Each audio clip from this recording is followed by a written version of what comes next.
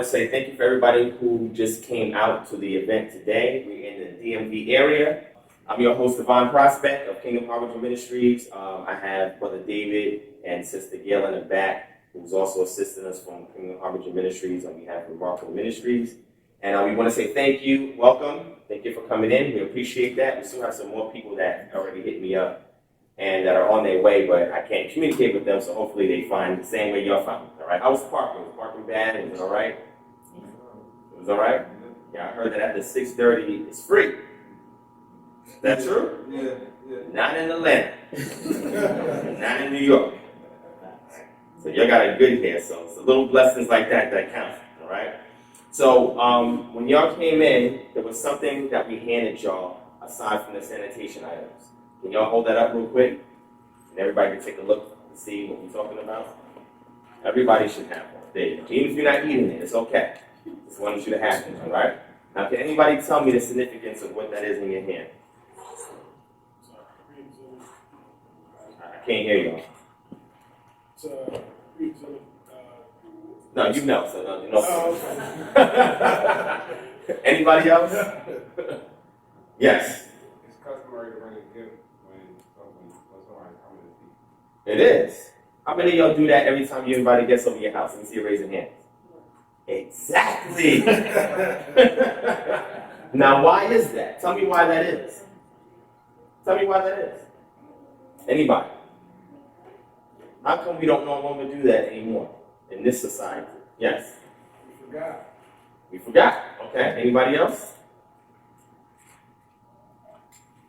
It just went away as time progressed. Just things will be done up past, just like run out on that, just try something different. Mm-hmm. So then over time, right, of being over here in this land and being acclimated with the customs of the land and being enculturated, growing up from a distant culture into a new place, into another culture, you start to adopt the customs and the practices and the ideas and the political philosophies of the land in which you're in. So then over time, with subsequent generations, you tend to lose distant customs or cultures, right? But let me ask you this question.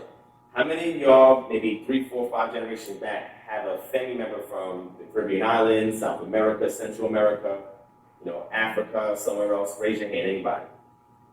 Let's say your grandmother, or even your great-grandmother. Anybody, raise your hand. All right, so name me a custom or something that they did from tradition. Name something, anybody, if you can remember, if they even did it. Because if they're coming over here, then they're bringing something with them. Anybody, raise your hand. Let me see if anybody can. Go ahead. It's a porridge, but it's not really porridge. It's rice, but that's rice foundation with cinnamon and sugar. And that was usually breakfast, lunch, and dinner. Okay. That's the only thing I can come up. And who was that made that? That was my grandfather. Your grandfather? He's from Barbados. Okay. Did he explain what that was? That was just a cultural meal? No, unfortunately, he passed away when my mom was in high school. But she remembered because that's what he did for them when she was growing up. Okay. And that's what his mom did for him. When he was growing up. Exactly. So okay. It kept me family. Now, do you have any children? Yes. Do you do that for your children? Yeah, I've done that. Yeah, I ain't gonna. Yeah, I'm trying to show you something. Yeah, you're gonna get it. I've done it like one time off the top of my head. Yeah. Because it was the first thing, they have anything in the house. I'm like, Yeah. I have rice. I got Okay. cinnamon. I got sugar. Let's go with that. So, yes, your children, how many generations back would they be from? What's that? You say your grandfather or great grandfather? Yeah, grandfather. Yeah. That would be me, so 3 generations. Now, in 3 generations, look how much that custom or tradition is dissipated. In 3 generations. However, it was still in the back of your mind and you still did it. But in just 3 generations, now imagine 20 generations, 30 generations. Imagine it, how much stuff that we lose over time. Anybody else? Yes, sis. Every morning we have to drink something hot. Tea or anything, doesn't matter. Anything hot before you eat or drink anything cold, you have to have something hot to drink. And now, why was that? He said it's good, it settles good on your stomach. That's what you're talking about. to allow you to eat things better, to digest things better, right? Yeah. Now, who taught you that? It was a cousin, older cousin of mine. I was like a little girl. Uh-huh. She was older, like in her 30s. When you was a little girl. Yeah. And where is she from, or that part of the family from? Jamaica. Jamaica, okay, all right. Awesome. Anybody else before we move forward? All right, so if you don't remember, that's how disconnected you are from those cultures, customs, and all of that, from your ancestors. All right? So, in a situation where we're in a place of America, and America has its own culture, right? We have what's called American culture. It has its own culture. And at some point in time, we've assimilated into this culture because certain things you just cannot avoid, right? So, the reason why I gave this to y'all is a remembrance or a reminder of there are some ancient customs that if we reintroduce can have a beneficial effect in regards to your social relationships. All right, now this in particular, what two items are in that cup? Almonds and pistachios, right? Now, is there something in the scriptures that makes a reference to this? If so, can somebody pull it up on your phone? It's an open book test. They're looking at me like, hold on, do you know the answer? Just open up your phone and you can go just do a search. Even if it's just type in pistachios and almonds together in one of those online Bibles.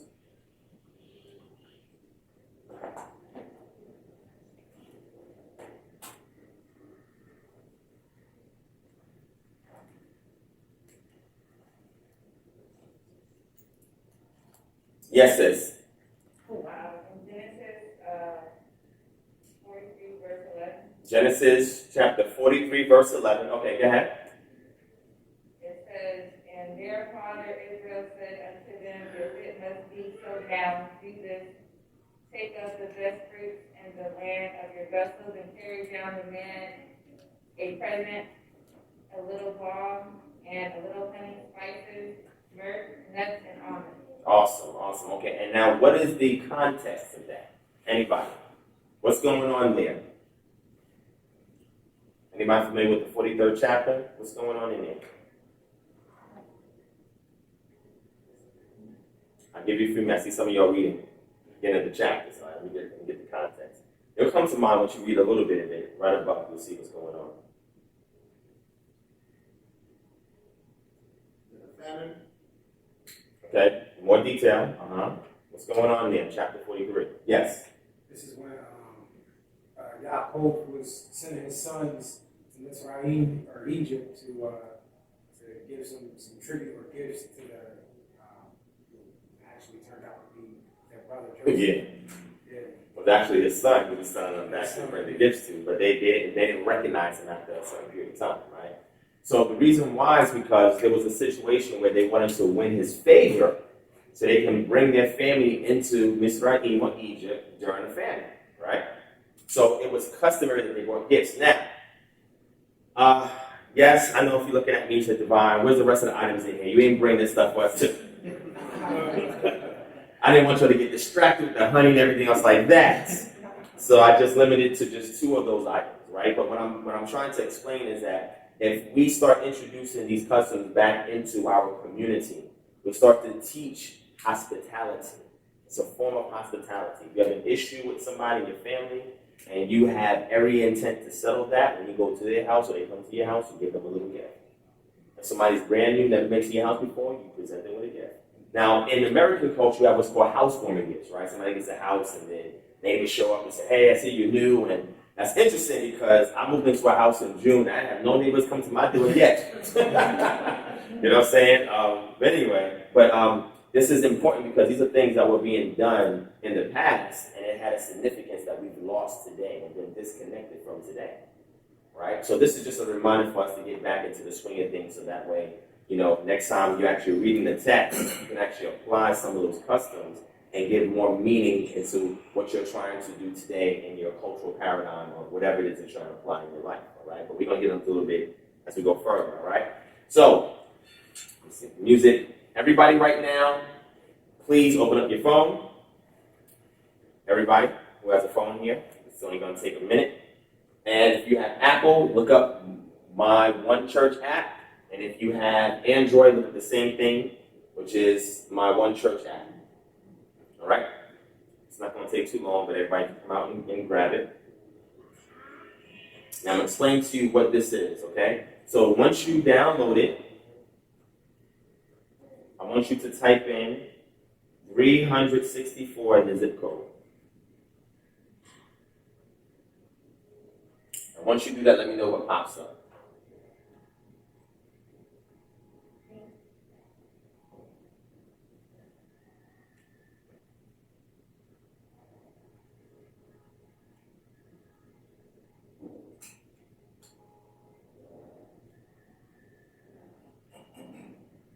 And in case anybody, while you're doing that, needs to use the bathroom, you can go up to the back door and just come straight down the hall and make a left. You'll see.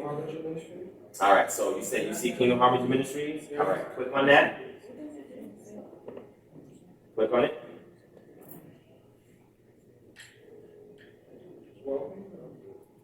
And then once you click on it, just let me know when everybody has it. Just raise your hand or something, let me know you got it. Who has it so far? Anybody? 2 people? Okay, we'll wait till everybody else. We'll give you another minute or 2. If anybody needs any assistance, anybody needs help?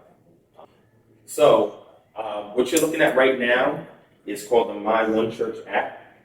And what this does is that this application allows me to communicate with y'all. So once we go through the KHM Chapter information, if you're interested in signing up or any of the services or consultant affiliate program stuff that we have, I'll be able to direct you to be able to do it directly through the app. All right. I can also send push notifications to you through the app, send information to you. You can send feedback to me, contact information, and you can also sign up directly through the app.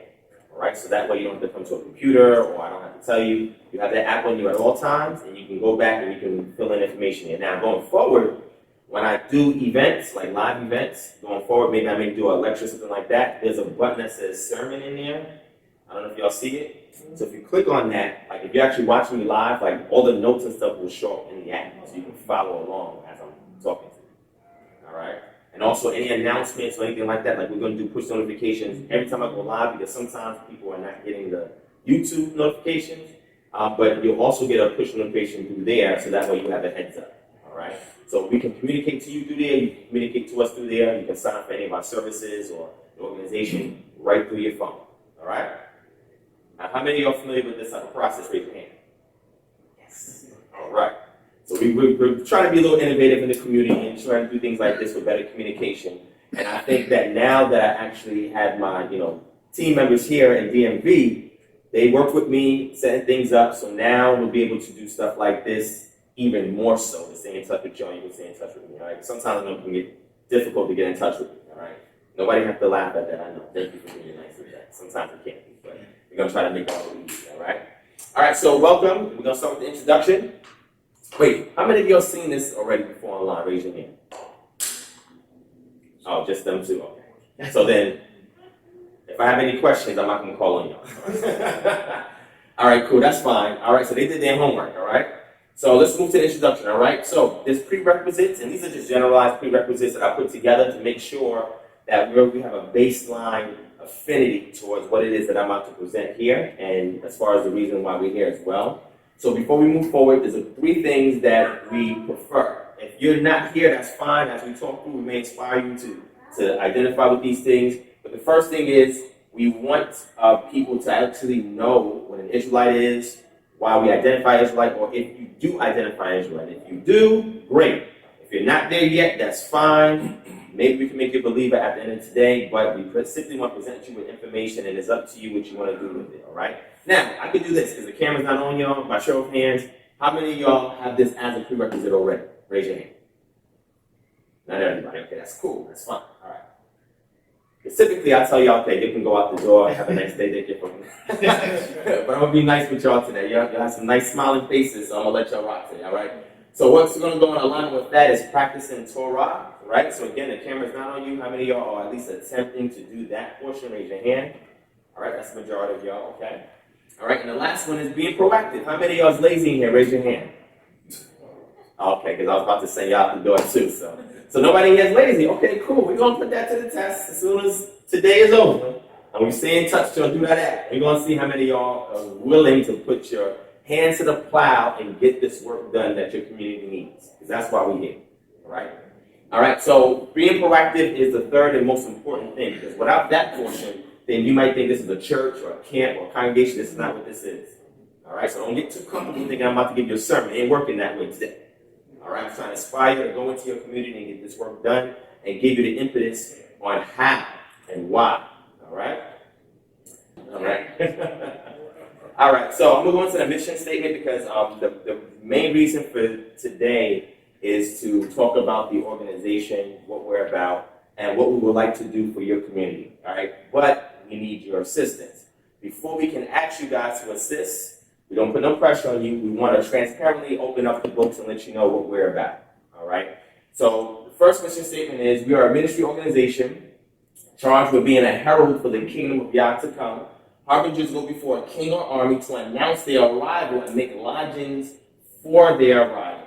We are bringing awareness of Yah to our community and preparing them to be received by Yah. We'll go into that a little deeper as we go forward. But however, before I say that, how many of y'all know about an individual by the name of Prophet Khan?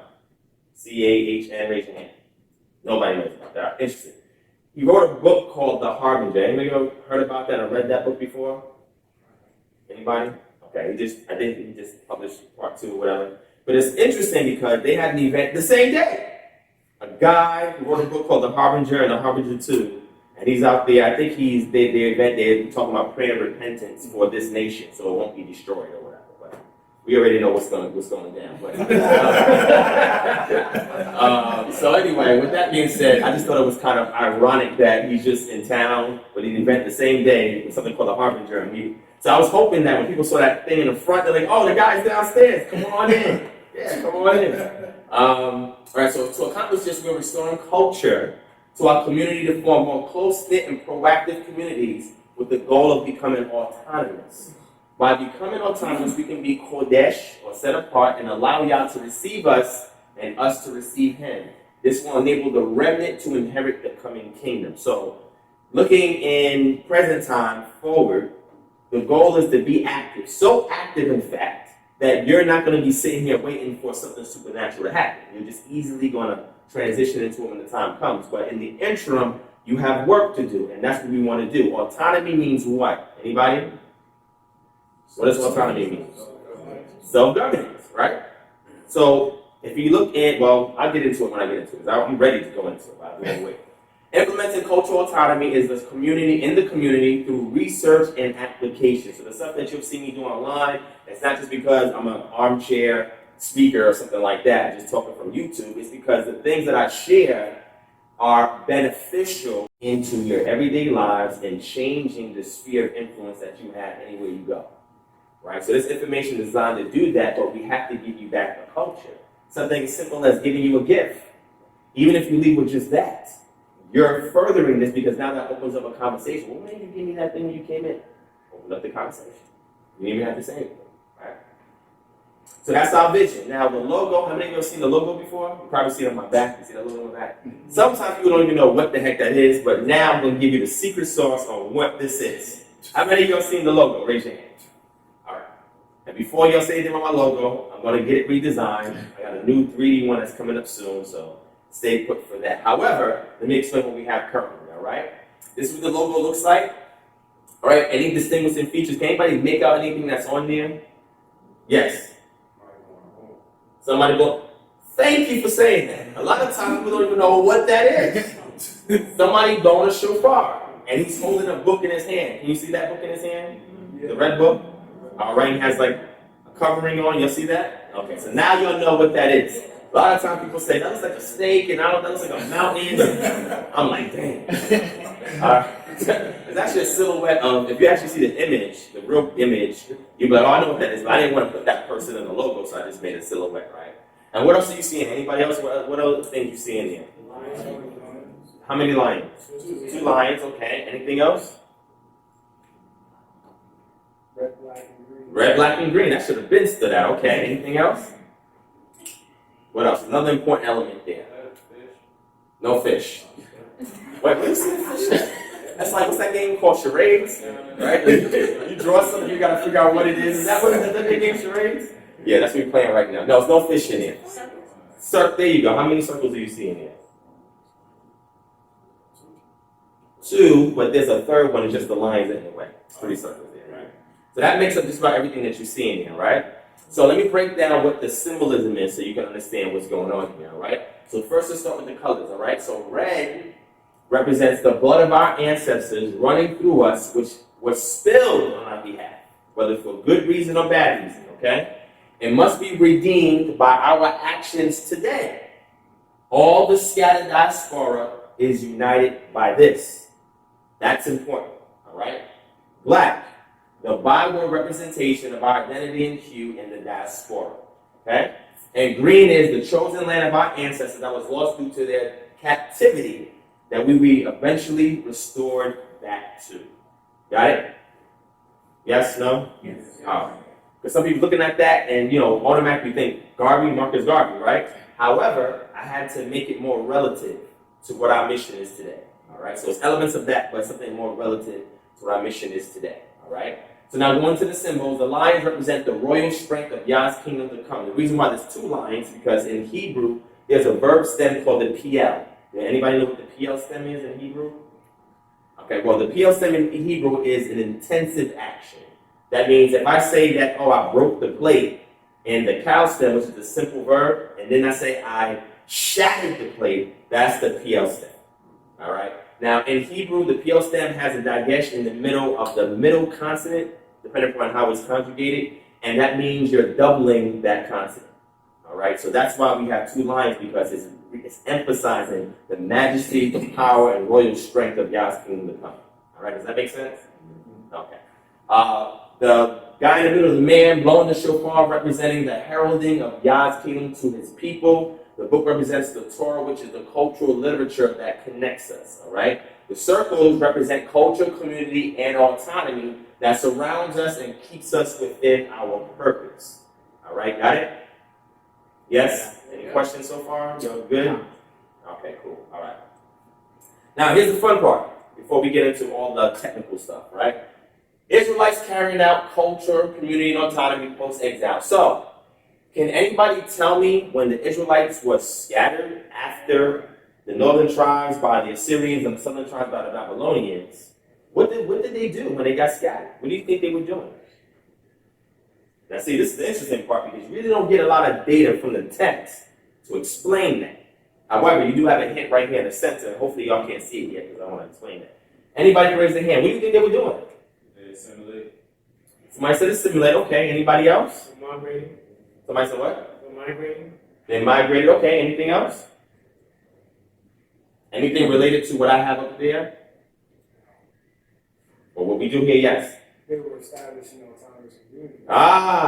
See, that's why I don't need to pick you, man. You be paying too much attention. All right. Anybody else want to add anything? Does anybody else have a reference to that? Because that's good information, but where you get it from?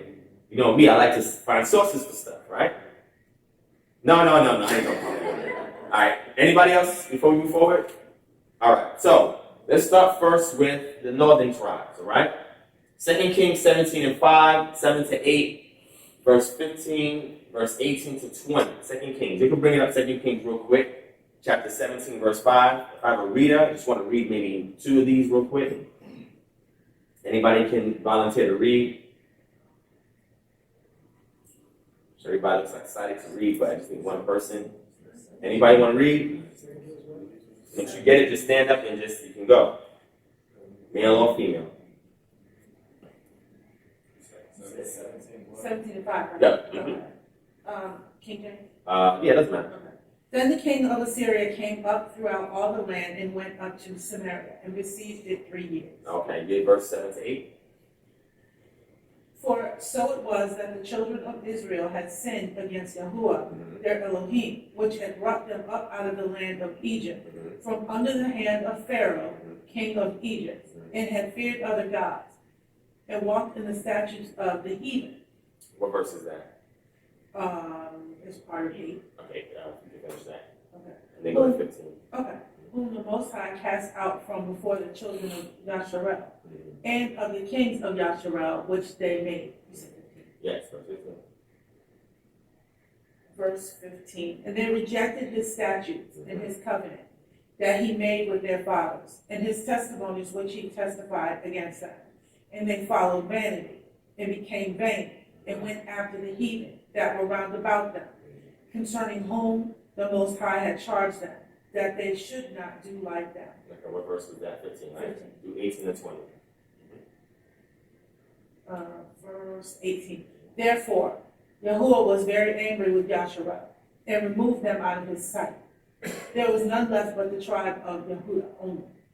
Also Yehudah kept not the commandments of the Most High, their Elohim, but walked in the statutes of Yasharel which they made. Did you say 20? Yes. Sorry.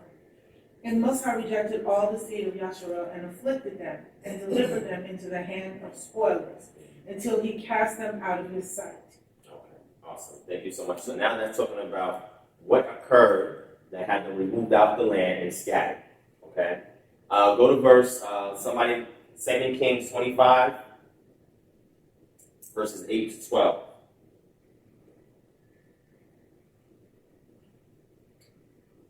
Anybody who has it, if you want to read, just stand up and you can begin reading.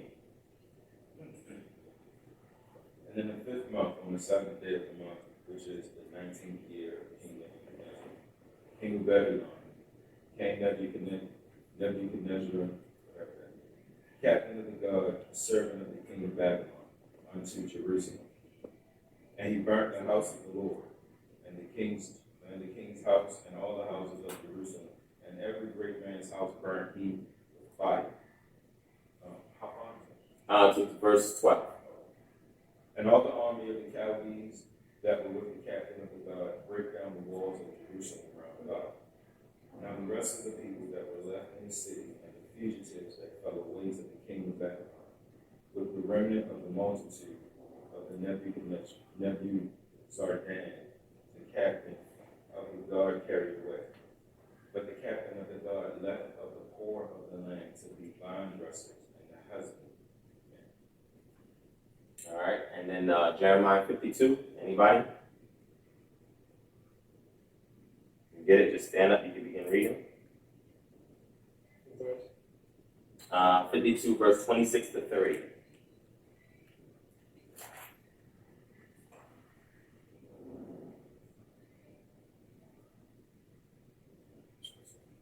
Yeah. Anybody who got it, you can just start reading. So Nebuzaradan, the captain of the guard, took them and brought them to the king of Babylon, to Riblah. And the king of Babylon smote them and put them to death in Riblah, in the land of Hamath. Thus Yahudah was carried away captive out of his own land. To verse what? Mm-hmm. This is the people whom Nebuchadnezzar carried away captive in the 7th year, 3,000 Yahudim and 3 and 20. In the 18th year of Nebuchadnezzar, he carried away captive from Jerusalem 832 persons. In the 3 and 20th year of Nebuzaradan, the captain of the guard, carried away captive with the Yahudim 745 persons. All the persons were 4,600. Awesome. All right. So in here we see something similar that's occurring, where now the southern tribes, much later, well, almost 200 years later, almost, getting taken out the land because of disobedience, right?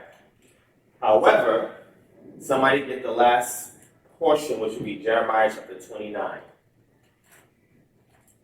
Or maybe I should read it. Let me read it. I'll read it. So I'll put emphasis on certain things. All right, so we gotta read it, but you can get Jeremiah 29. Some of y'all maybe already be familiar with this. Bring it up.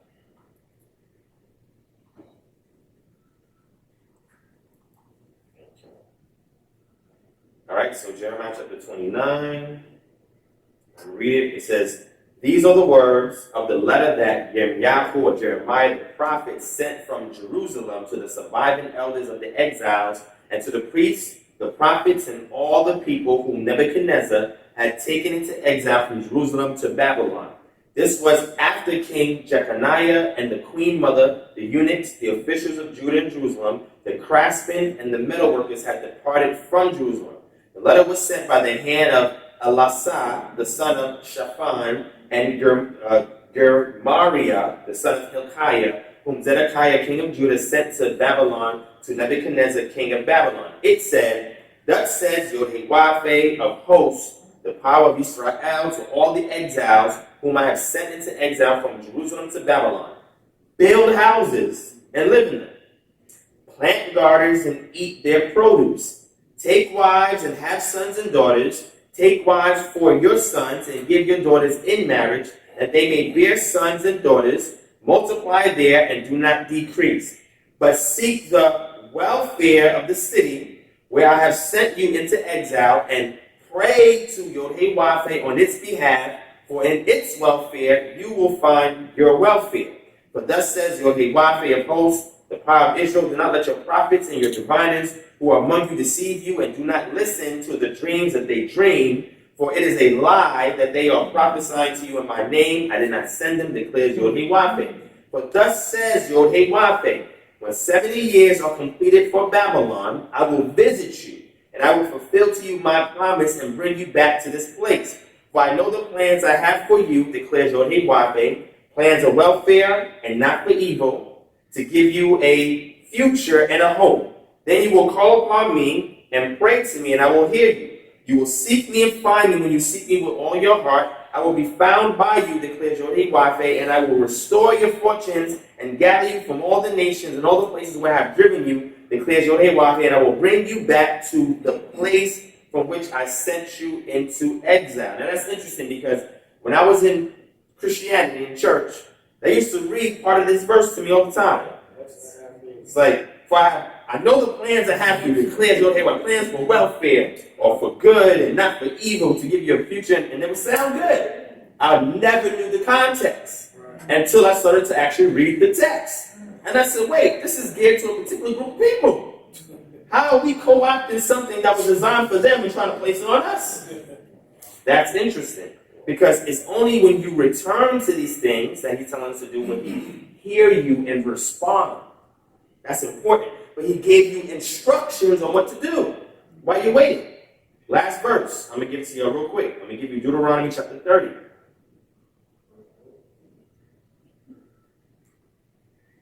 Right? And it says, when all these things come upon you, referring to chapter 28 that a lot of you probably are familiar with, and you got chapter 29, it says, the blessing and the curse which I set before you, and you call them to mind among the nations where Yod-Heh-Wah-Pheh has driven you. This is the exile. And return to Yod-Heh-Wah-Pheh your power, you and your children obey his voice, and all that I command you today, with all your heart and with all your soul, then Yod-Heh-Wah-Pheh your power will restore your fortunes and have mercy on you, and he will gather you again from all the peoples where Yod-Heh-Wah-Pheh your power has scattered you. If you're outcast or in the utmost parts of heaven, from there Yod-Heh-Wah-Pheh will gather you, and from there he will take you, and Yod-Heh-Wah-Pheh your power will bring you into the land that your fathers possessed, that you may possess it, and he will make you more numerous and more prosperous than your fathers. And then it goes to verse 11. For this commandment that I command you today is not too hard for you, neither is it far off. So the things that I'm saying to y'all in regards to the mission statement is in alignment with what we just read here.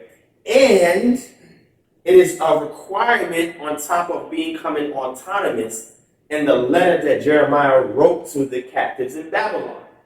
They had to wait out their captivity, but not just sitting down and twiddling their thumbs. Put it in work. The text says, pray for or seek the welfare of the city. And that word there for welfare is the word shalom. What does that mean? Peace. So seek the peace of the city, right? On Yah's behalf, or pray to Yah on his behalf. The word prayer there means what? You can look it up if you want. What does that word prayer mean there? It literally means to intercede or interpose on behalf of the city to the Most High. Prayer has to do with what? I think I shared this with y'all, y'all paying attention to the live stream. What does prayer mean? Anybody? Seeking the will. Yes, but he says seeking. His will, allowing his will to be done. Correct.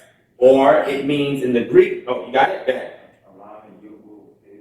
That's good. So I was going to give you the Greek and the Hebrew, right? So the Hebrew word is palau, And the Greek word is prosukamai, right? Palau can go back to mean allowing yourself to be judged.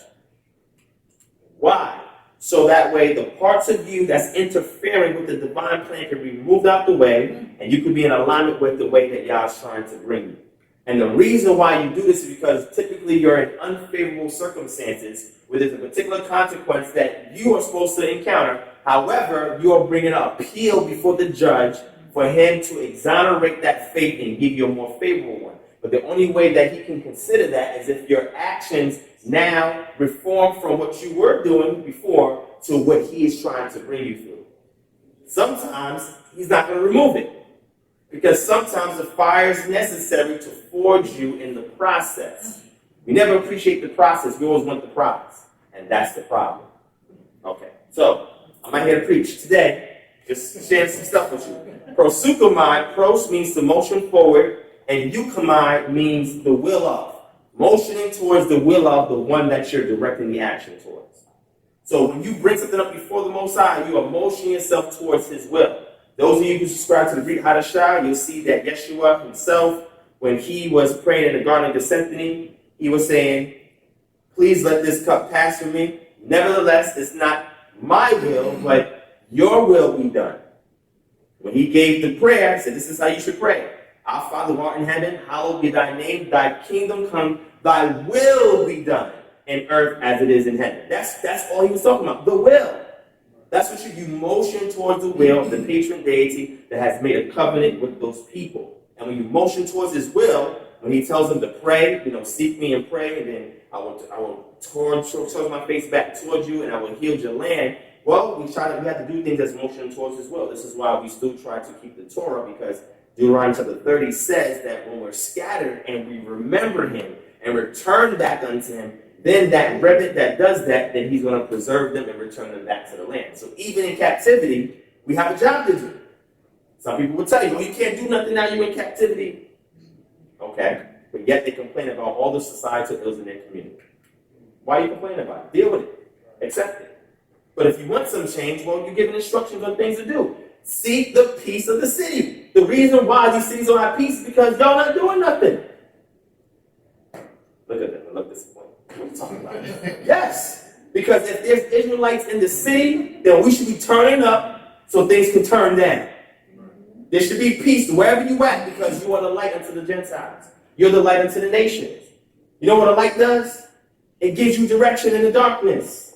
Your word is a lamp unto my feet and that's who y'all are in this dark world. So when there's a problem in the community, they should be looking for y'all. No? Some of y'all are like, man, that's a daunting task. I don't know if I can do that. Well, why not? Why are you sitting here learning this information if you have no plans of doing anything with it? What good are you? I'm not saying that in a bad way. You're looking at me. You got to take this outside.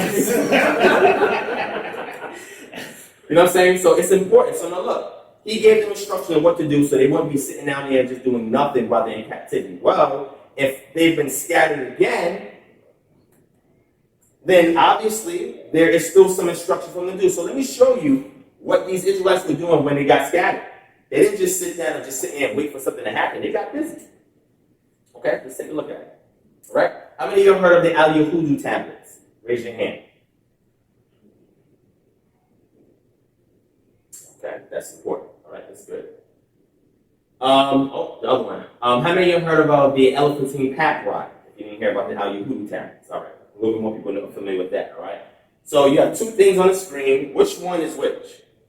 I don't know if you got any good eyes back there. No, I'm not calling on you. Anybody else? What do you see here? Do you see anything on the screen? Sorry, I got a pointer. That's... All right, so what's this one? Anybody knows what that looks like? So it's on Papyri, right? There you go. So there's your answer right here. There you go. Now, this one is called what? What is this called right here? It's called a what? Tablet. And it's made out of typically what material? Clay, right? And then they use a wedge-shaped instrument to make these incisions that you're seeing here, and these are actually characters for a language, right? So your Al Yehudu tablets is represent, this is what they would look like, and this is what your Elephantine Papyri would look like. Now let me give you a little bit of information on that, right? So the Elephantine Papyri, there's a book here. If anybody wants this source, you can just let me know or do the app. You got the app now. You can send a request through the app, and I send it right to you, right? This right here, it goes into the entire length and breadth of all the papyri that was found in Elephantine Island, and that is an island within the Nile River, going towards the south, towards Sudan, right? So the interesting thing about it is that they found another corpus of letters written in Aramaic, and they discovered that there was an Israelite community that actually lived on that island, okay? And they had a whole community, and they discovered that that community was placed there mostly mercenaries. So like in Egypt, they didn't really have a standing army, and at this time, the Persian was in control. So what they did was they would pay individuals to be like, almost like, what's that called? The reserve, like a reserve army, right? So they would pay these guys to be mercenaries or soldiers and say, look, if you guys want to, enlist in the war, if we need you, we'll call you to come and fight, and in return, we'll give you land and food. And that's what they did with this group, right? They discovered that these individuals were individuals from the northern tribe, right? We went into something called the Amherst Papyrus. And in Amherst Papyrus, which is a section of it, was written in Demotic, which is a form of late Egyptian. But it was really using late Egyptian characters to write Aramaic. So that's like today, let's say Chinese, right? Let's say that I looked at all the Chinese phonetics and I measured English with Chinese. So I wanted to say a phrase to him, but I don't want the people on the outside to know what I'm saying. It looks like it's Chinese, but I'm actually writing to him in English using Chinese characters. So it took them, when they found this, they couldn't make it out in Demonic. They didn't know what the heck this was saying. And then somebody who knew both languages came out and said, wait, that's in Aramaic. So they just retransliterated it and said, whoa, this is Aramaic. And they started reading it out. And there's a lot of interesting stuff there. They found another version of Psalm chapter 22 that goes back to the 5th century. And this one had some elements missing in it that is missing from what we have in the text today, which is really interesting. Another thing is, it was a story about these northern tribes going to the south when the Syrians were attacking, and they had a Judean captain that was leading them to the south for safety, right? So they wouldn't be harmed. So they found out this is an actually northern tribe community of Israelites that lived on that island, right? Now, why am I bringing this up to you? When you go back and you read this, you'll see that they had their own little city, their own community that was self-sustaining, self-governing. And at times, when they had rubbed shoulders with the native Egyptian community, they had to appeal to the governor of the region, right? But they was able to sustain themselves by themselves amongst themselves. They didn't just sit down and just wait and not do nothing. They were active and they built a city. And anybody that came to that city had shalom, peace. Okay, go back and research it if you don't believe me. The other one is the Al-Yahudu tablets. This was a city in Babylon that when the southern tribes were exiled, over time they created a city called Al-Yahudu where they were prosperous in that city. And anybody that came to that city had shalom, they had peace. They had their own economy there. They had their own small little polity that they had there. And they were self-sustaining. When they found these tablets, it gave them some extra biblical data on what the Israelites were doing from the time they were exiled to the time that they came back, that we find in Nehemiah and Ezra. They were doing something. They were getting busy. They were setting up their town, their cities, their economy, their polity, taking care of social ills. They weren't just sitting down and waiting, because remember, that letter from Jeremiah went to that place. The letter from Jeremiah. He wrote it to them, the exiles in Babylon. And so when they got the letter, they got busy. Real time, outside the Bible. Okay, and this is what I'm trying to take from the past and restore today, that if we're in captivity, your job is not to sit down there and wait for nothing. Your job is to get busy building your city and removing the societal ills so you have breathing room, so when Yah comes to redeem us, we're not destroyed. Because he says increase and don't decrease. Well, if you have tons of black on black crime, you're going to decrease. If you have tons of police brutality, you're going to decrease. If you got bad health in your community, you're going to die and decrease. These things are going to happen. And it says, marry your sons to your daughters to the sons, etc. Within the community, there should be relationships between your children, with each other. They should have more in common with those with the same persuasion than outside.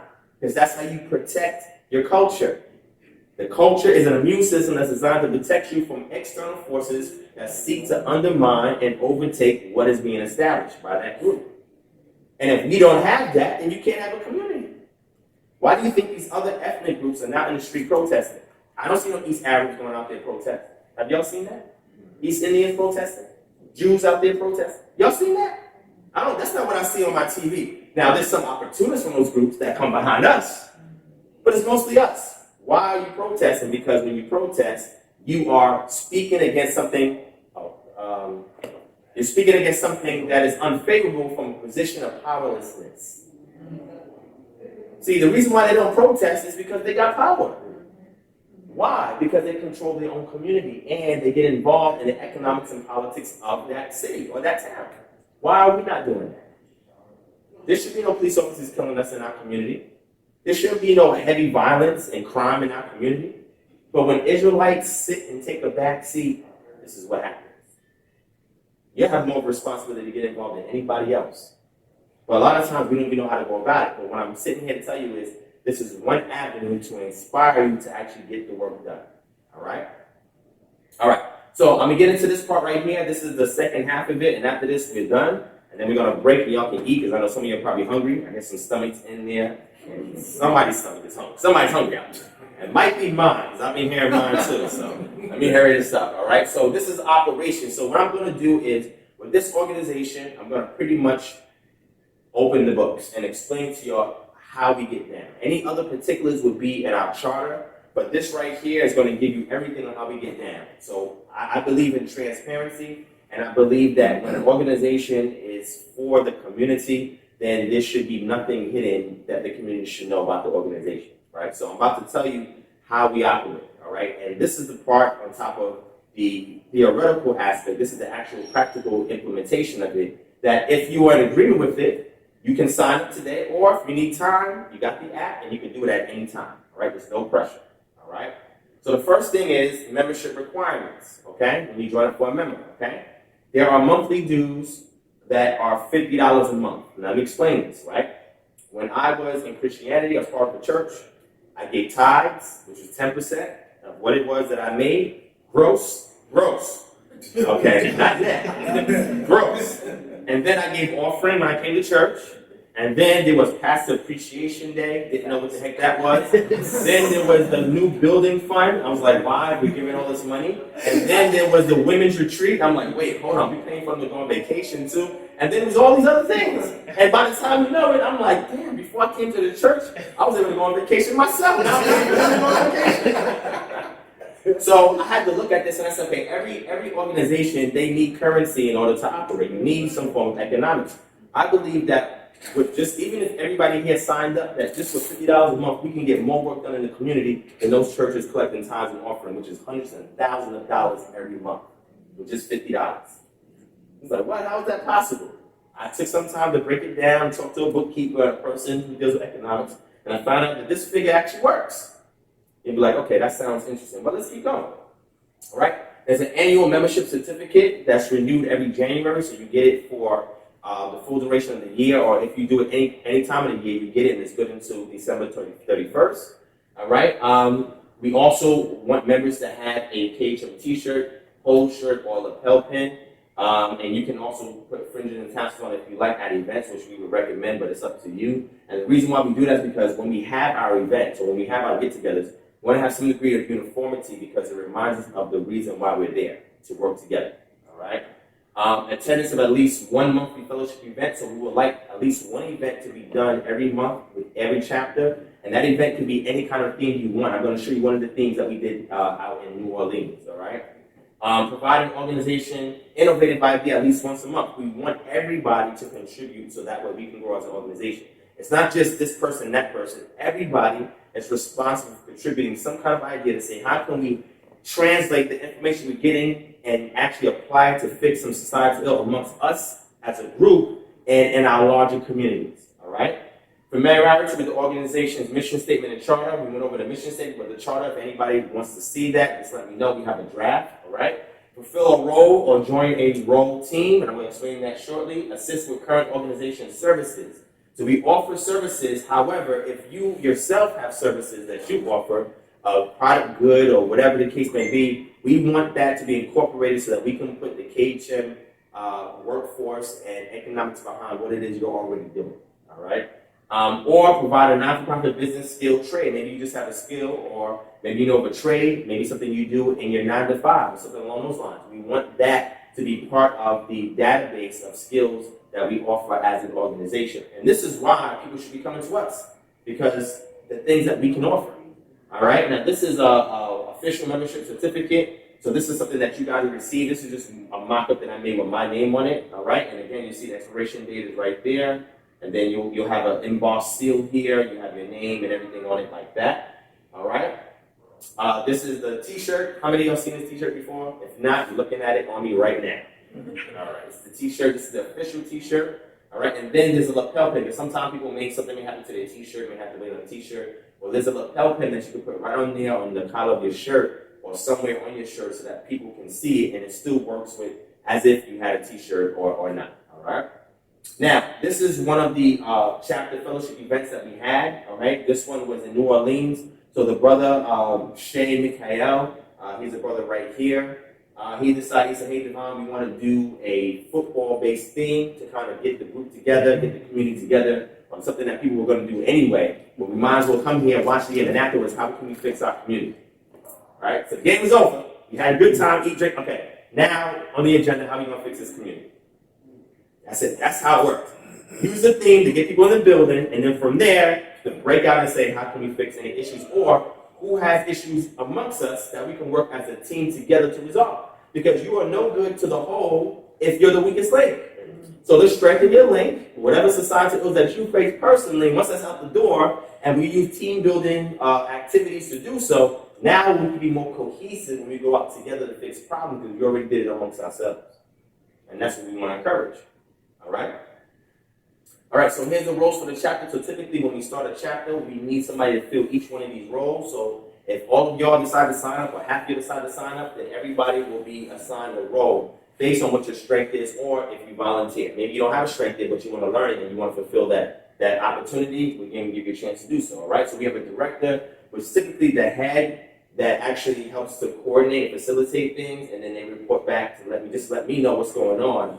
But the chapters have their own autonomy, right? They just report back to me so that I'm aware so I can assist, help, or maybe intervene if something goes on. But for the most part, y'all gonna be doing this yourselves. I'm just gonna be looking at it and say, wow, they really getting it done. Come in here sometimes to visit y'all and say, how y'all do this? How y'all do that? You know what I'm saying? And have the chapters even work with each other, right? So you may leave this city and go to Dallas and go see the Dallas chapter out there. You have a group that you can go to and say, man, I want to out here since I'm in my time. We're going to meet up with y'all to drive an event and talk about things that we've done in my chapter that we can bring here to resolve and vice versa. You know what I'm saying? Administrators, everybody knows what an administrator does. An event planner, so for things like this, we need somebody that's going to designate their time to set up these events or even bring up the themes for the event as well. A public relations, social media manager, somebody that is real good with talking to the public that can actually explain to the community if there's an event, let's say somebody gets shot or killed, in our community, right? Like Breonna Taylor's or George Floyd, they need to see us out there. With our t-shirts, our pins, whatever on, and somebody comes and say, wait, what are they doing here? There's a camera there. Somebody should be designated to say, okay, let me explain to you what our mission is and what we're here to do, right? And so they can see this, and people can, or even if there's no cameras, other groups may ask, and they're like, man, every time they come here, they always bring in these ideas and these implementations on how to fix these problems. These people is good. Because unfortunately, the Israelite community does not have a good image with the public. Some of y'all like, yeah, that's what I'm talking about. You're revolutionary. That sounds good. However, that can also affect our progress and our mobility. And the way that we could be a Daniel somewhere, we could be a Ruth somewhere, we could be a Nehemiah somewhere, he's a cupbearer. Do we have Israelites in these areas pulling strings on behalf of us in those cities, in those towns? If we keep shunning that and say, chant down Babylon, then the moment something happens to you or your family, you're going to be, wait, don't chant it down yet. We need to fix this problem. But you was complaining this whole time. But then people can call us up and say, yo, you guys are in this city, man, can you come out and help? And we'll be right there. All right? Advertising promotions coordinator, services coordinator. I'm going to get into services in a moment. Merchandise coordinator, right? Because we need people to contribute to these things as well. And then how do we generate earned revenue? So again, I'm opening up everything and telling y'all how things work. So there's no secrets. If you have any questions about this, you can feel free to ask me, right? What is earned revenue for a nonprofit organization or 508c1A, 501c3 or whatever? What is earned revenue? As opposed to contributions. What's earned revenue? Does anybody know what earned revenue is? Say again? I can't hear. Through any sales, merchandise? Sales, merchandise. Okay, so it's typically the things that you generate, the revenue you generate through some kind of service or some kind of business or something that the organization offers. Contributions is you just ask for it or you're doing something people will get it, right? So here we generate revenue through the merchandise. We have a mixtape. We have 2 of them. We have a 3rd one coming out this upcoming winter for next year. We have t-shirts that we sell. We have calendars that we offer as well. We have a children's app that's coming out next year. It's supposed to be out this fall, but COVID messed everything up, so we pushed everything back. But we have a children's app that's coming up. And I'll give you a little bit on what this children's app is. So in order for children growing up to understand what the adults are actually doing, they have to understand it from a conceptual perspective, right? So in this app, what we're doing is we're trying to find a way to get children to recognize the culture through the various stories that they read in the text, right? So pretty much what it is that it is a interactive storybook, I guess you can say, where it selects a story from the text and it's shown from the vantage point of a child. So imagine any story. So let's say David and Goliath fighting, right? Let's say some kind of battle's going on. It's a child looking at what's going on, and then there's little things that the child can interact that'll pop up and explain to them something culturally relevant to what is going on that then links to a discussion with their parents about the spiritual aspect of it to engage the children, but from a child's vantage point. So imagine being a 5-year-old watching David and Goliath. That's incredible, right? Or the Exodus, being a 7-year-old watching the Exodus. So you're going to see little children, different ages, looking at these events and trying to make sense. Well, the modern child, the child at that time, probably knew a little bit more than children today, but it helps to bring them right there to look at what these events that's going on and understand the very cultural things that explains the spiritual aspect. So they can kind of get some kind of understanding that's equivalent to what the adults are doing, right? But from the vantage point of a child, right? So that's the app that we have coming out, and we should have it out this winter coming up, if everything goes well. I don't know, because I was supposed to get some people to come in and help work on it with me, but COVID, they didn't want to go on travel or whatever the case would be. So it's kind of crazy how things are. So we're trying to do it through Zoom and other means, all right? We also services as well. One of those is the Jubilee Manumission Program, which I'm going to talk about to y'all after we do the break. The other one is Natural Path to Eden, which I'm also going to talk to. Those of you who are here, we was going to do a part 2 tomorrow, but we're not going to have the time or what else to do it. So I'm going to give about 20 minutes and explain to you what both of these things are. And the consultations that I typically give, I'm going to give it to y'all. So some of y'all may, I don't know, even if you're stumbling upon here, maybe you may need your credit repair. Maybe you need to eliminate some debt. Maybe you have some health issue. I'm going to explain to you in 20 minutes. I'm going to give you a free consultation on what we do with people who sign up as clients. So even if you came in here for one thing, now you can get these bonuses at no extra cost. All right? But these are 2 services that we offer so we can generate revenue. Anytime we have people that join the chapters, we want them to also create programs, other programs, for something in the culture that can fix the societal ills. So I said, okay, is there something in the culture, some kind of concept or whatever, that we can apply to resolve that issue? Well, Jubilee. Yobel in Hebrew. The Jubilee is what? What is the Jubilee? Anybody? What's Jubilee? All debts. The debts are canceled, right? Manumission means what? If anybody's familiar with what happened in slavery in America, what does manumission mean? So all the slaves after the Civil War were manumitted, which means a change of ownership, right? So at first, you were the property of the slaveholder, and then after the war, now you are technically property of the federal government. Therefore, the states and local municipalities can't infringe upon your federal rights. So you're a federal citizen first, and then you're a state citizen. That's how that changed with 13, 14, 16 commandment, all right? So I said, okay, look, so we have the Jubilee in our cultural paradigm, then why are we not using this to fix and get people out of debt and have them own themselves again, instead of being under the control of creditors? So we assist with that. So I said, okay, health is another big issue in our community. Well, how do we resolve health issues? Oh, in Eden, they were given a particular diet, and they were sold, I guess after Eden, they were sold to toil the earth. So that's your exercising and then your food. And if we return people back to the Edenic state, that would be the ideal state that you want your body, your health to be in. Health is not just physical. Health is also mental, right? It's also spiritual. It's also emotional, right? So a lot of times when we see elements in the body, from the body, it's also pertaining to things that are happening internally. So I said, okay, Eden, Jubilee, these are things from the cultural paradigm, and we can create a service to fix ills in the community. So we encourage people who join these chapters to do something similar. If you don't already have something that you're already doing that you can offer the community, all right? So we also do seminars and workshops. So I do tons of those on different subject matters. Like the last one I did was last week? I think it was last week when I spoke at the Foundational Black American Conference 2020. It was like 800 plus people in the building. And then I was asked to give a speech on what do we do after protesting. And that's when I kind of segued them into autonomy, right? So I do seminars on that where I talk about autonomy, right, in the community. How can we take this community and remove it from the control of the state and county and localize it so we can create ordinances and statutes and other things, like even taking over public safety so we can fix ills that we experience in the community, right? I had a group that did the same thing back in 2017, and the main reason why they wanted to actually take over their city, it's crazy, is because they just didn't have enough stop signs. The kids were getting hit by cars. The county didn't think it was a big issue. They didn't have enough deaths, according to the county, and we felt that we could put the resources somewhere else, and it's a black neighborhood, right? But however, there's another neighborhood, the kids didn't kill. One kid died. Oh, okay, we got to go 2 stop signs. A stop sign here and 5 blocks down, just in case, and speed bumps along the way. But in our community, they were just slow to act. So the people was like, this is too much. We just asking for a stop sign. We can't even get a stop sign. They didn't know that they were in a home rule state, which allowed them to create a municipality where they can create their own ordinances outside of the state in order to address local issues. So I give workshops and tell people how to do that in home rule states. If you want to know what that is, we can talk about that later, all right?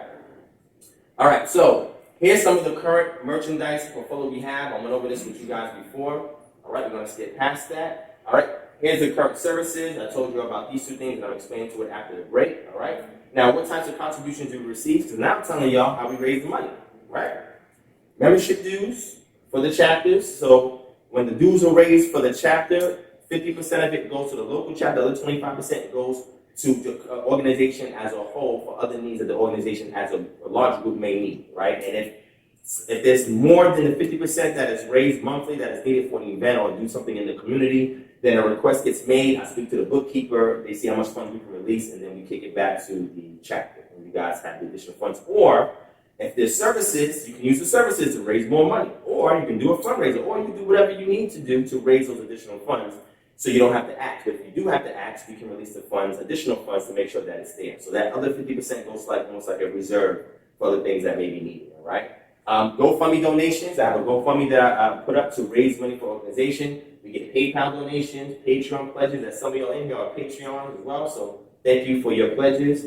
YouTube revenue, so the reason why the channel is monetized and we receive super chats, and so we can go back towards the organization, right? Cash App donations we received as well, and cash donations if we have a paid event, okay? So this is the way that we raise money. See, I'm telling y'all what we do.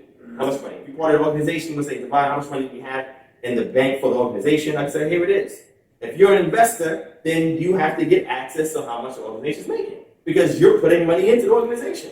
So you have every right to access it. How much money do we have in the bank for the organization, and it will be revealed to you. But if you're not an investor, we don't have to tell you, because you're spying on something, critiquing everything we're doing, but you're not getting involved to actually mean something, right? So a lot of times people say, I don't know if y'all watch YouTube. I think most of y'all see me on YouTube. You say, Divine, you got your channel monetized? Divine, you accepting donations? I'm like, yeah, so is that church down the street that I don't see you picking it up in front. You don't say nothing to them, they're receiving a whole bunch of money. You ain't saying nothing to them, you're just going on my channel. But it's going towards something that we're actually doing in the community, hence why I'm here. I didn't think I got here, right? So all of this wasn't just paid for. We had somebody who gave a gift that is here locally. I don't know if these brothers even here. Oh, yeah, he is here. Hold on, someone. You're just, that's you. You're that Yosef, right? Okay. This is the brother that paid for me to get here. This guy right here. All right, and I'm not saying to put them on blast, but I'm saying that people contribute so these things can happen, but then the venue had to come out of the monies that we raised from here. This wasn't free. Ain't nobody said, hey, you want a free venue? We had to pay for this. This is how this is taken care of, right? So when we do things in the community, when we mobilize, organize, when we throw our events, it comes from out of this pocket. So anytime you see people online now, Devon, what you doing with that money? You just say, oh, well, go back and watch the video. We're showing you what we're doing. Okay. All right, so goals. What are some goals that we're trying to accomplish, right? Reconstruct and restore culture back to our community to receive the blessings in Deuteronomy 28, 1-15, behind enemy lines. So we realize we are behind enemy lines because this country was not founded with us in mind. We were just used to be the laborers. And now that that phase is over with, they had to do something else with us, but slavery by another name. Because we can't enjoy all the benefits of being here because it wasn't designed for us. So they may give you little perks here and there if you follow the way of things, but eventually you're still not going to have control of any piece of this nation. It's just not going to happen. All right? So what we want to do is, even with that being the case, we want to be able to, if we're keeping Torah, there should be benefits. Right? You can't just sit here and say curses, curses, curses, and it's not really a curse, it's a consequence for disobeying. Curse, when you think curses, it has the wrong connotation, and that's a bad translation for it. It should be consequence, right, for being disobedient. So when we're behind enemy lines, we should have communities that if we're keeping Torah, that we should have benefits that should be able to give us breathing room so we're able to thrive while God's judging this nation. So if we see COVID-19 happening, we're like, all right, cool. Within our community, we got a holistic program going on. We're doing this, we're doing that. We're not worried about that. Oh, the economy is getting destroyed. Well, we got services and brothers and sisters want to get employed. Like, we shouldn't care. We should look at TV and say, oh, man, the world really has to go through that. All right, you call your brothers and sisters. All right, so let's go. How are we going to take care of this? Oh, yeah, we got this and we got that. We got this and we got that. Oh, you need this, you need that. You have your network right there. So let y'all judge the nation or whatever's going to be. It's like, all right, cool. They should look at us and say, damn, how are they able to sustain and weather the storm while we're struggling out here? That gives us the opportunity to open the conversation and say, we're to be the light unto the nation, really be the example. That's why he brings you above all nations, is so that you can see things that they can't see, so that you know how to aid, you know how to support, you know how to make the difference. Kane Khan? Okay. Raise capital, because in order to do these things, we have to raise funding so we can provide employment. So if you want to talk about that, you can discuss that as well. Provide free services, which we do also offer. So people think we just collecting all this money, we're not doing nothing for nobody. Okay, let them keep thinking that. Establish more community improvement projects. Make investments to provide security for future events, right? So if anything happens in this country, which a lot of things are about to happen, we have to make certain investments that we keep amongst ourselves to provide us security so that when things happen, we don't have to worry about it. How strong is your faith if you worry just like the next person that ain't even in the same faith as you? There's a problem with that. You need to have a blueprint or a game plan to become an angel investment entity for other Israelite endeavors. So, how many of y'all have a business in here? Raise your hand. Okay, awesome. How many of y'all have a non-for-profit or something like that? Raise your hand. How many of y'all sell items like products, goods, or something like that? Okay. Everybody in here should have an angel investor. What's an angel investor? Somebody tell me. Anybody? Yes. Somebody else invested in your business. Somebody invested in your business for you. Now, what's the difference between that and a capital, venture capitalist? Okay, the angel investor is someone that will actually bring in money based off of your idea. There you go. The Okay. venture capitalist will actually invest in a product that you already have in the market. Yes, and they actually are a board that represents another entity Exactly. that puts funds aside for those various projects, and they typically want a percentage of that because they're not just going to give you free money. Angel investor will get more percentage because it's just an idea. There you It's no go. product. It's no service. Exactly. There's nothing tangible. 40%. There You you go. have no idea, but to take the 40% for whatever they give you. And they take a risk. Venture capitalists would actually walk away with maybe 1-2%. Yeah. Maybe give you more money. Correct. Because the idea is already materialized at that point, so it's investing. So if you have an idea or a business or whatever the case, non-for-profit, you should be able to go within your own community and present it. You ever seen Shark Tank? The Apprentice? How many of y'all seen those shows? Raise your hand. Do we have those in our community? That's a problem.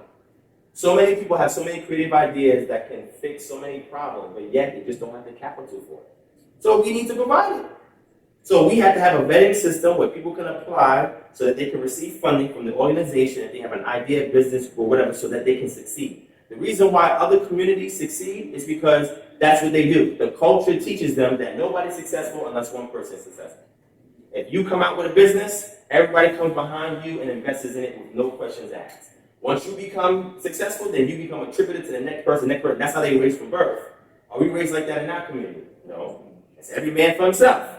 I gotta feed my family, not I gotta feed the community. We gotta feed my family, my kids and all of that. That's the problem. This is why we're outpaced by these other communities, because their culture dictates that's what they're supposed to do. So when we restore culture, it mandates us to do the same thing. How can another group take our culture and become more successful than us? That's the craziest thing I've ever heard. People say, oh, those Jews, they're not real Jews. Well, okay, well, they may not be, but they got a blueprint that works. And it's really yours. But they're able to apply it in a way where they get results, and you barely apply it and you don't get any results. Okay. Establish partnerships with other organizations that have similar goals to us, that understand our mission statement and who we are, to establish an HMO. What's an HMO? Some of y'all should know what an HMO PPO is. How many of you had a 9-to-5 corporate job or a retail job or something like that? What is an HMO? It's a health management organization that provides what? Health care, right? So we want to create one for naturopathic and alternative medicine. That doesn't exist. How many of y'all can get an option for alternative health care that covers alternative medicine and naturopathic medicine? Raise your hand.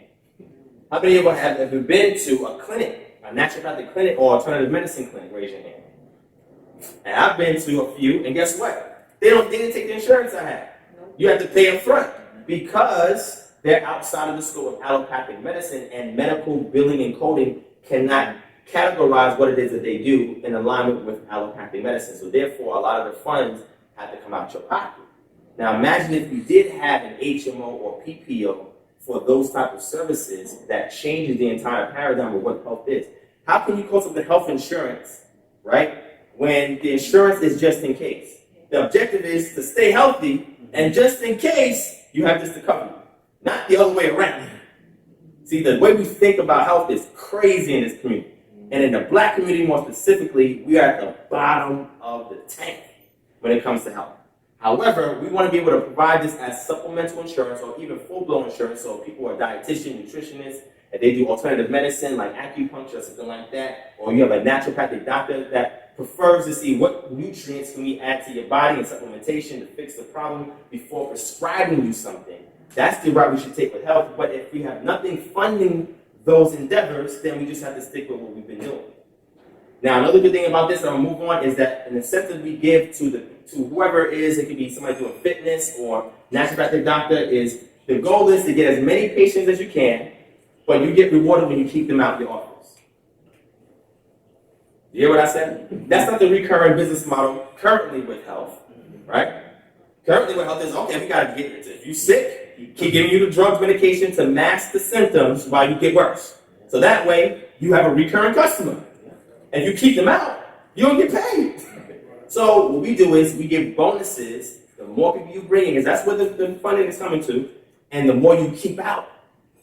That is how health should be. The doctor should not say, okay, I'm going to see you in 2 weeks. No. Look, I gave you everything you need, so I shouldn't have to see you again. And if I do, then we know something seriously is wrong, right? So we want to give benefits to anybody that's part of this network to keep you out their office. Are y'all happy about that? I'm looking at me crazy, like, what? But imagine if we did that, how the initiatives would change and the approach would change with medical documents. Establish municipal corporations that are Israelite friendly. I think I mentioned that before. These are like our own citihoods within non-incorporated towns within the county that you can turn into your own city, and you can make suggestions to policy that comes from your Israelite cultural paradigm. I'll give you one example. You can create a program that says, okay, we're going to do a work for pay same-day program, meaning that you work, you get paid as soon as you're done in the community, to see if that incentives encourages the way business is done within the community. But where does that idea come from? Where does it come from? It comes from the scriptures. Every time somebody worked, they got paid that same day. You know why? Because most of the payment was food. So imagine that you're working for food. Well, what if we have people who are homeless who are still able-bodied, and we can put them in programs so they can work and get paid the same day they work, or get food the same day they work. That would be an incentive for them to work, even if they're just getting food. And you're talking about they have issues with panhandling, well, give them a work for food program. Give them food as soon as they work, and then they'll come back to work the next day. And you ain't got to worry about that. Where does that idea come from? Our cultural paradigm that we're turning into a policy, and then we're giving it to legislators so that way they can get it done. You have something called a ballot initiative. How many of y'all know what a ballot initiative is? Raise your hand. You know what it is? What's the ballot initiative? So let's say, for example, that was one of the issues in your community, right? When I just talked about the homelessness, right? We said, wait, maybe if we have programs for them outside the city limits, where they can work and do things such as work on beautification of the community or pick up garbages or do whatever, and we just feed them because a lot of the food from these restaurants get thrown out. So let's buy the food from them or get the food from them, like give them a tax break, get that extra food, let them work and take that extra food that's not going to be eaten anyway and feed them with it the same day after they work. You understand what I'm saying? So once you do that, guess what? In incentive, they're going to stay outside the city because they're feeding me here just for doing a little bit of work. And then we can work on the housing and everything else like that. So we're taking our culture, I'm just giving you an example of paradigms, how we can take that and put it into legislation, because the ballot initiative is you get that type of idea, it gets placed on a ballot, and people vote on it. Did you know you can do that? Did you know you can put so many Israelite policies in place by simply getting the community together at a town hall meeting and say, okay, let's create a ballot initiative. This is a problem, here's a solution, let's implement it and see what works. You'll vote on it the next time it comes around to vote. Okay. Voting tactics. I made a whole video on it. The reason why black people don't like to vote is because we don't vote tactfully. We don't know how to strategically vote. Because we don't get the results. But every other ethnic group knows how to strategically vote. They know the trade secrets, so they get the results. Us, they keep us uninformed, uneducated, and they want to keep us stigmatized about politics so we don't get involved. But imagine if we had a city where we created all these ballot initiatives as a KHM chapter and say, look, we have these problems in the community. Let's go right to these congressmen and our community commissioners, city council. Because you can go and schedule meetings to go talk and stuff like that. Propose a policy that comes from your cultural paradigm and say, look, we want this to be placed on the ballot so the community can vote on it. They're like, wow, that's a good idea. You ain't got to tell them the source of it. They'll put it on the ballot, the community will vote for it, and the more of those things they vote on, they get implemented and fix problems, the more they come to us and say, man, where are you going to get this information from? Oh, about that. Let me go ahead and break it down for you. More than one way to skin a cat. But the thing is, we don't think enough outside the box to get it done. And this is what this chapter is designed to do, all right? Establish a safe haven or a hub for Israelites not connected with others and need assistance. Some people hit me up and said, look, I'm not part of a camp, church, congregation, but I would like to be connected somewhere. So we want to create that hub so that if somebody's disconnected, they can get connected. And then we can provide them help, assistance, services, or whatever the case may be, all right? Create and govern a network of resources for our community autonomy, awaken and prepare our community for Yah's coming kingdom. So in order for that city to be preserved, based on the works that we do, we have to prepare them, and we can do so by implementing our cultural paradigm into public policy and allow it to give us enough breathing room so we can have favorable results for keeping Torah in our community. That's how these white Jews get the work done. That's how they got to see all these benefits. You know, oh, man, but you know what? They're the synagogue of Satan. They get all this stuff. No. They're just taking things from a blueprint that's designed for you, and they find a way to make it work in their community. I'm taking those inside secrets that they're doing, and I'm giving it back to you. I said, look, we can do the same thing, and we can do it better. Because it's for us. Epigenetically, it was designed for us, so it should work. Right? All right, so this is the last one. What are some benefits? Well, if we establish that HMO, we can provide free healthcare for every member of the chapter. Your $50 is enough to do so much that the fact that people collect tithes and offerings, I'm saying, damn, if I really want to be rich, I could just run a church and just obligate people to pay tithes and offerings, and I'll be straight. And I'll be just another church on the street corner, like all the other churches, with the same societal ills year after year after year after year. But that's not why I'm in this to do it. So when people say, oh, Devon, just trying to get money, get rich, listen, I've been in a church before, I can preach. I'm not saying that to my own horn, but I can preach.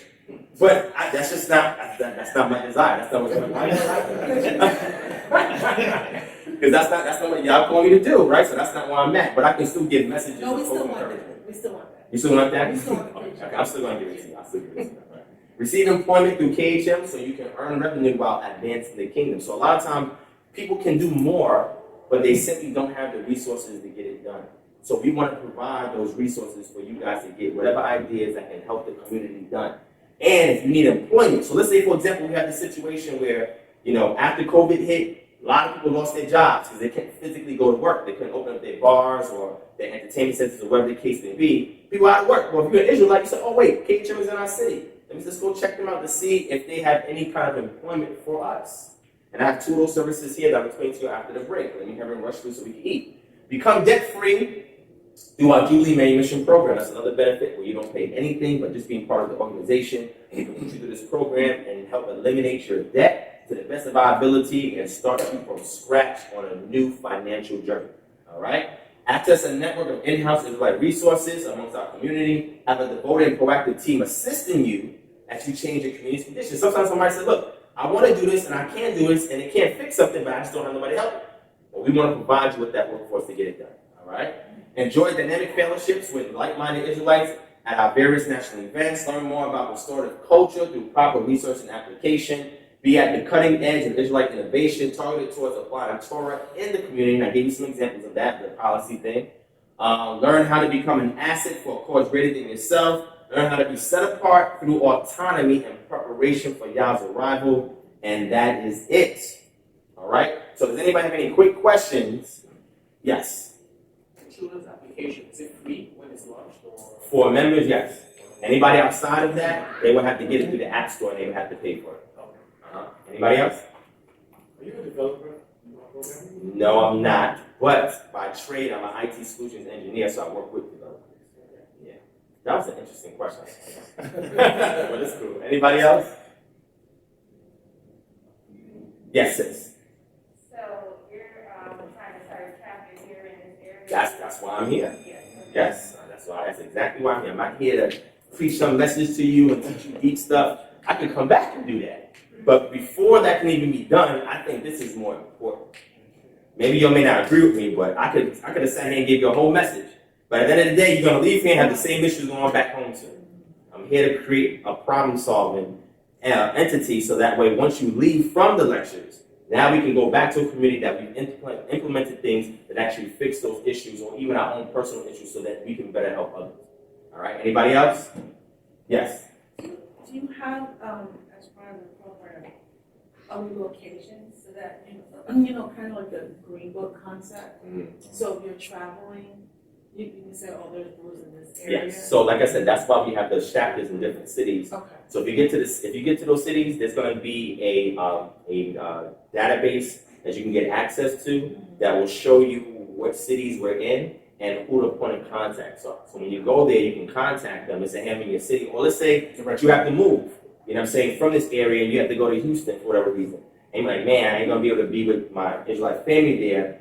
You say, hey, let me look in the directory. Oh, there's a group there. Reach out to the directory. Yeah, we here. Come in and do the same thing like you never moved. You know what I'm saying? And you can bring whatever work there to this group and vice versa. All right? Yes.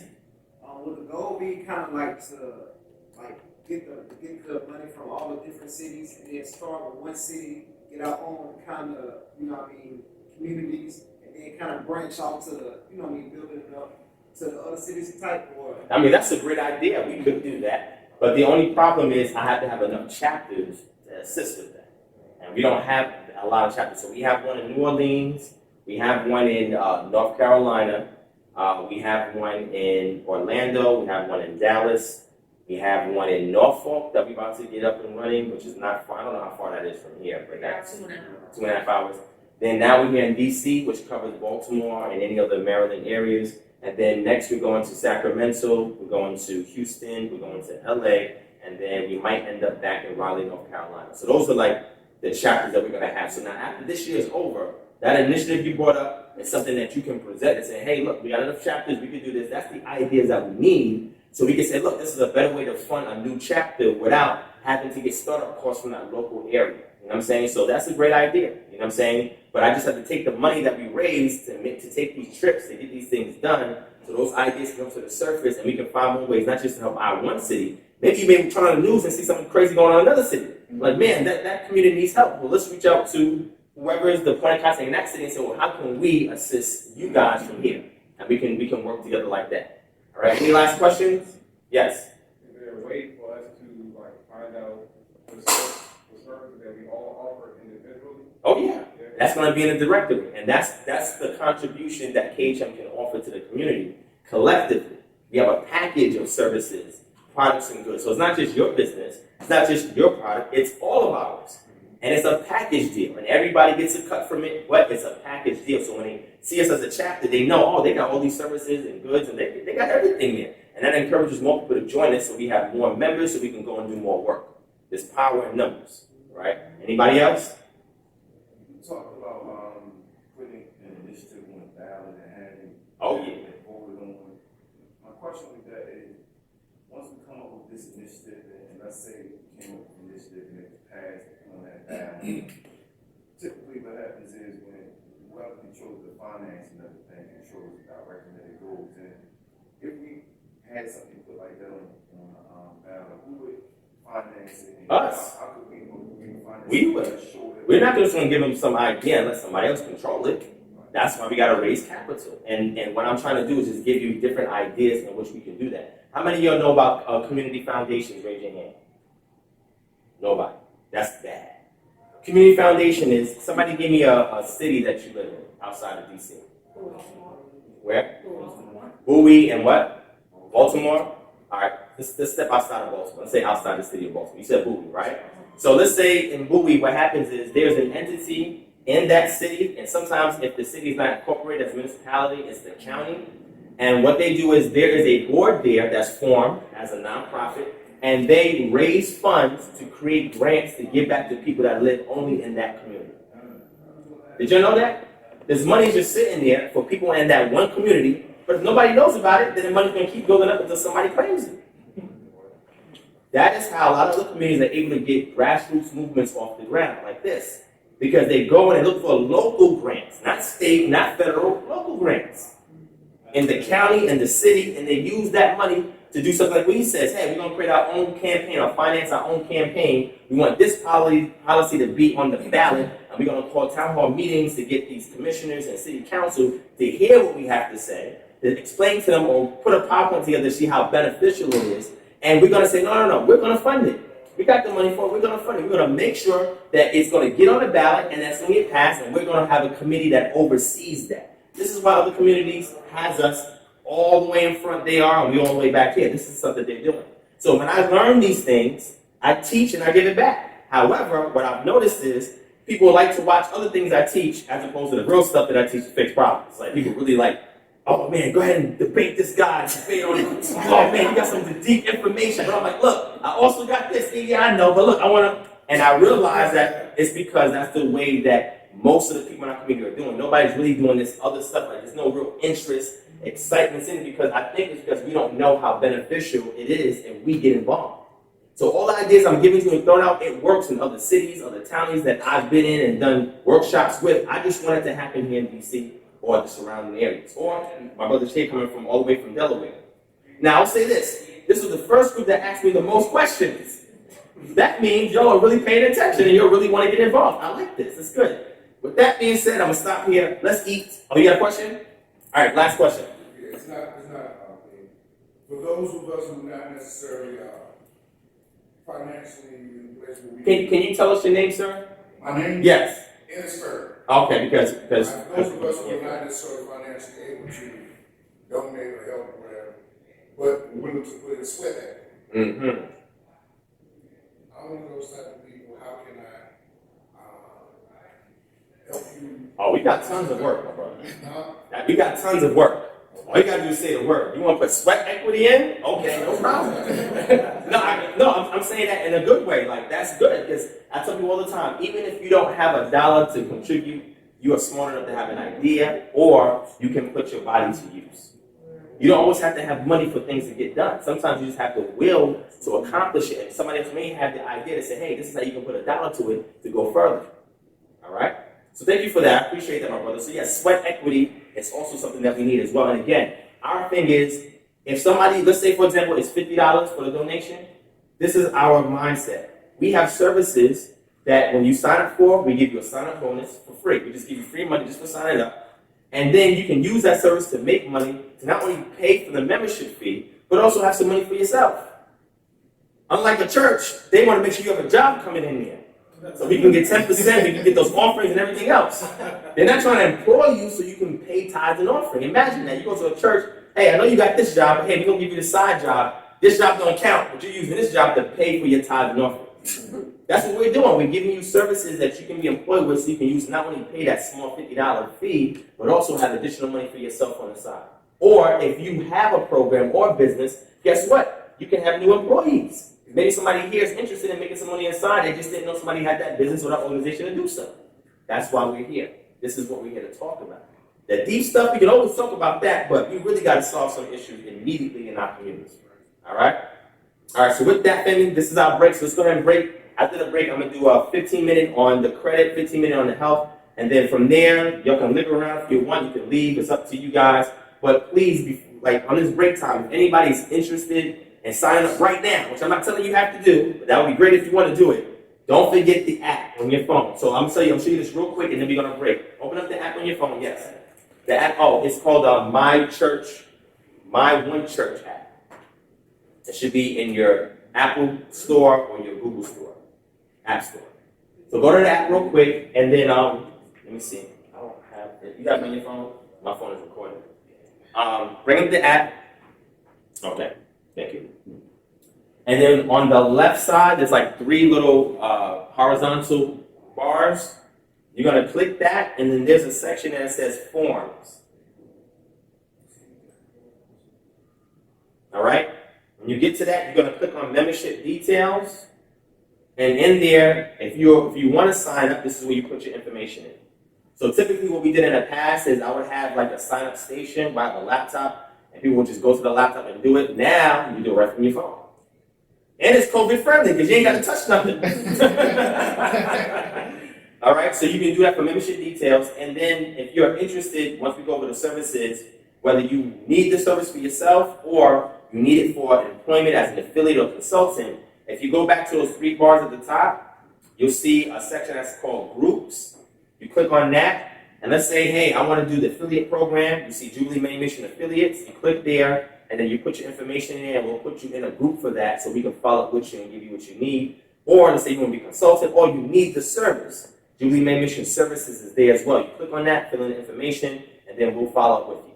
All right? So this is a way for us to capture whatever your request is. There's also a contact us if you want to get feedback. Let's say you said, Divine, I like what you did, but you could talk about this, you could do this next time. We want that. So we can make it bigger and better every time you go and set up a new chapter in another city. So every city we go to, we get new ideas and implement it, because I'm going to tell you right now, when I first did this, it did not look like this. As far as the accommodation, it was not looking like this. It looked kind of crazy.